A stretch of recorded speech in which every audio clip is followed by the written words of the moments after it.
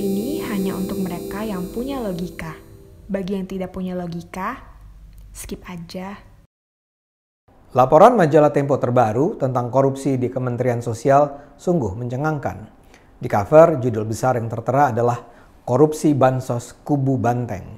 Di dalam, judul tulisan utamanya adalah Upeti Bansos untuk Tim Banteng. Kalau baca judul-judul itu sih, rasanya kita bisa menyimpulkan bahwa Tempo hendak menunjukkan bahwa korupsi bansos yang diramaikan saat ini melibatkan PDIP sebagai partai. Tapi nanti dulu, baca dulu isinya, dan Anda akan tahu bahwa Tempo terkesan sedang cari sensasi saja. Kualitas laporan Tempo kali ini jauh di bawah standar. Tempo tidak punya sedikit pun data yang menunjukkan bahwa PDIP terlibat dalam korupsi ini. Lebih buruk lagi, Tempo juga membangun kesan seolah putra Pak Jokowi Gibran terlibat dalam jaringan korupsi ini. Padahal Tempo juga tidak punya data terkait tuduhan terhadap Gibran itu. Saya sebut mencengangkan karena Tempo selama ini dikenal sebagai majalah berita terbaik yang ada di Indonesia. Dulu Tempo dikenal dengan kekuatan jurnalisme investigatifnya. Tapi laporan utamanya kali ini benar-benar terkesan mengada-ada. Syukur-syukur kalau sampai nggak disebut hoax. Saya sendiri bukan pecinta PDIP. Saya justru percaya bahwa sebagai partai politik terbesar, PDIP harus terus diawasi. Tapi pengawasan, kontrol, kritik harus dilakukan secara adil.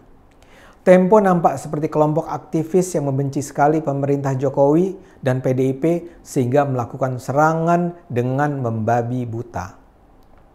Karena kebencian mereka, Tempo seolah kehilangan integritas sebagai kumpulan wartawan yang harus memperjuangkan kebenaran.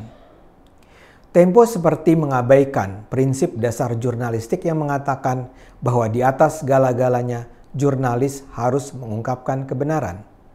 Soal netralitas, objektivitas, keberimbangan, independensi bisa datang kemudian. Yang nomor satu di atas segala-galanya adalah kebenaran. Dan dalam hal prinsip dasar inilah Tempo gagal. Tempo sebenarnya mengangkat topik yang penting, korupsi Menteri Sosial Juliari Batubara. Korupsi Mensos ini jadi ramai bukan cuma karena soal jumlah perampokannya, tapi juga karena dilakukan di saat pandemi. Bantuan sosial yang harusnya disampaikan kepada rakyat yang menderita malah dirampok sang menteri. Juliari dan para kacungnya memang terlihat tidak berhati. Dalam hal ini, mengungkapkan bagaimana korupsi dilakukan saja sudah merupakan cerita yang penting diketahui. Tapi Tempo rupanya ingin lebih dari itu. Tempo ingin menunjukkan bahwa yang jahat itu bukan cuma Juliari, tapi juga PDIP dan bahkan Gibran. Korupsi yang dilakukan Juliari ini terkait dengan kewajiban bagi para vendor yang ditunjuk Kementerian Sosial untuk membayar upeti kepada Mensos. Uangnya tidak tanggung-tanggung. Untuk setiap paket bantuan senilai Rp300.000, Juliari minta Rp10.000. Kalau semua vendor menyetujui potongan itu, uang yang mengalir ke karung uang Juliari memang bisa mencapai puluhan atau mungkin sekali lebih dari 100 miliar.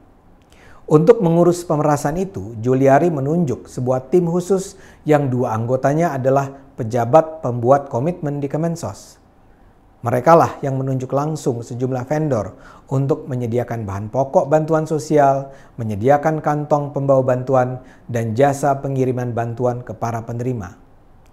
Penunjukan langsung vendor ini dimungkinkan karena adanya regulasi kedaruratan bencana. Regulasi ini memang sejak awal sudah dipertanyakan, namun karena penanganan bantuan harus dilakukan secara cepat, akhirnya penunjukan langsung dimungkinkan. Sialnya, menterinya nggak tahu diri.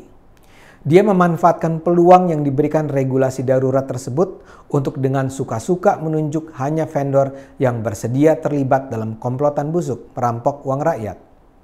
Mereka yang ditunjuk hanyalah mereka yang bersedia membayar uang suap, termasuk perusahaan-perusahaan amatiran yang baru saja berdiri saat pandemi terjadi.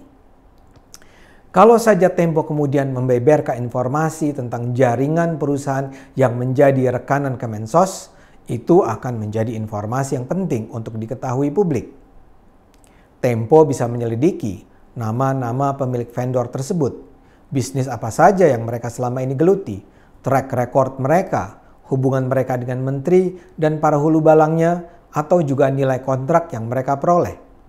Tempo juga bisa kemudian mempelajari rekan usaha para vendor tersebut. Siapa supplier bahan-bahan pokok bagi vendor, siapa mereka, hubungannya dengan menteri, dan seterusnya. Dengan kata lain, kalau saja Tempo bisa membongkar jaringan korupsi sesungguhnya dalam skandal bansos ini, itu akan menjadi laporan investigatif yang luar biasa.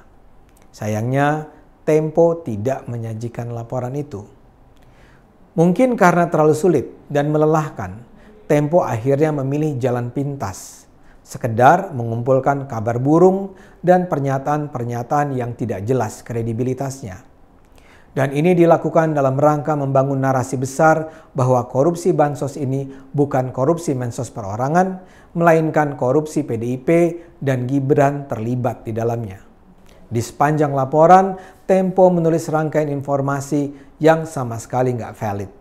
Misalnya, Tempo menulis bahwa menurut dua penegak hukum, entah siapa, ada sejumlah perusahaan yang ditunjuk menjadi vendor dimiliki seorang pemimpin komisi di DPR dari PDIP.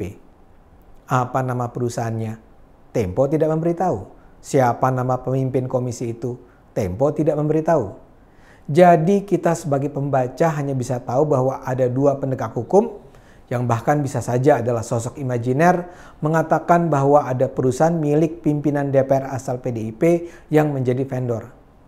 Selain itu, Tempo menulis ada jatah untuk seorang ketua komisi di DPR dan anggota Badan Pemeriksa Keuangan. Pejabat partai politik, anggota DPR, dan anggota BPK mendapat jatah biasanya 2-3 juta paket, tulis Tempo. Sebagian perusahaan supplier yang dimiliki pejabat partai politik, tulis Tempo, menghimpun barang dengan harga murah dan menjual dengan harga tinggi ke vendor. Bahkan Tempo menyebut bahwa tim khusus yang dibentuk Juliari mengarahkan vendor untuk mengambil barang dari supplier yang dekat dengan PDI Perjuangan. Mungkinkah semua itu terjadi? Tentu saja mungkin. Masalahnya, untuk menulis bahwa ada permainan dengan PDIP dalam skandal korupsi ini, Tempo harus bisa memaparkan bukti. Siapa anggota DPR yang mendapat jatah 2 juta paket? Siapa anggota BPK yang mendapat jatah 2 juta paket? Supplier mana yang dimiliki pejabat PDIP? Berapa harga murah yang dimaksud? Berapa harga yang mahal? Itu semua tidak dijelaskan oleh Tempo. Tempo misalnya hanya menyebut satu contoh perusahaan supplier, lagi-lagi tanpa nama, yang dimiliki seorang kader PDIP tanpa nama yang memasok barang kepada vendor. Tapi cuma satu. Itu pun tidak dalam konteks yang menunjukkan perusahaan ini bermain kayu. Yang juga sangat mencengangkan adalah bagaimana Tempo berusaha membangun kesan bahwa dalam skandal korupsi ini terlibat nama Gibran. Pihak yang ditunjuk sebagai penyedia goodie bag adalah PT Sritex. Lantas, tulis Tempo, menurut dua staf Kemensos, entah siapa, penunjukan nama Sritex adalah berkat rekomendasi putra Presiden Gibran. Tempo kemudian mengutip celoteh sumber anonim itu bahwa itu bagian anak Pak Lurah. Pak Lurah di sini, kata Tempo, adalah Presiden Jokowi. Loh, ini maksudnya apa? Bagaimana kita bisa tahu dua staf Kemensos itu layak dipercaya? Maksudnya rekomendasi Gibran itu apa sih? Lantas kalimat itu bagian anak Pak Lurah maksudnya apa? Lucunya lagi, di lead artikel Tempo menulis, Menteri Juliari sempat menyebut nama putra presiden untuk pengadaan tas penampung bansos.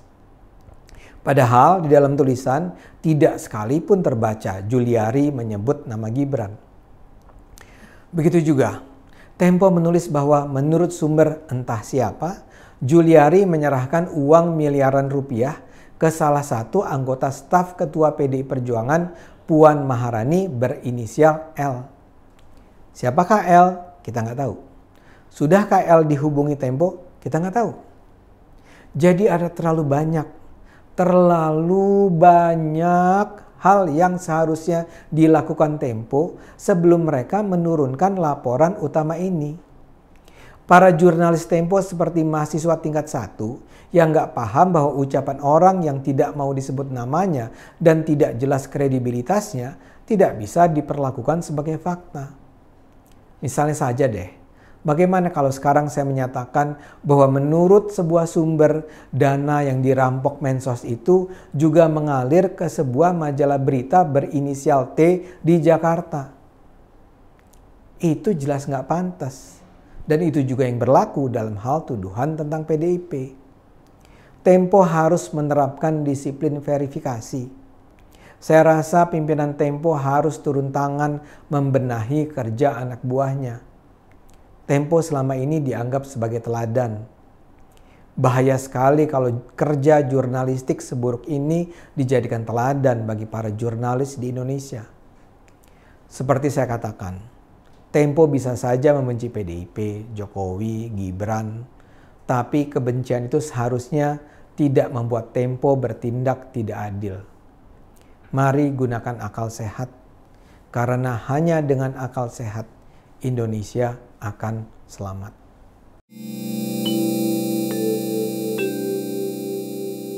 Video ini hanya untuk mereka yang punya logika.